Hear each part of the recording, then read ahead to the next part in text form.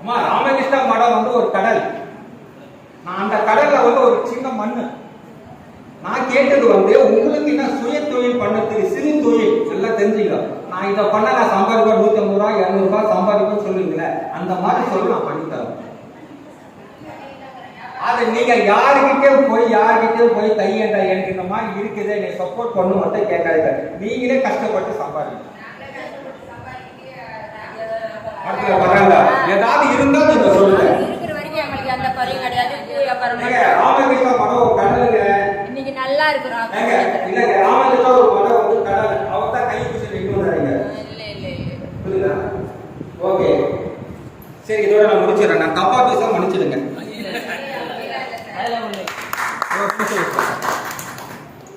வணக்கம், வாழ்க வளமுடன். எல்லாம் நல்லா இருக்கீங்களா?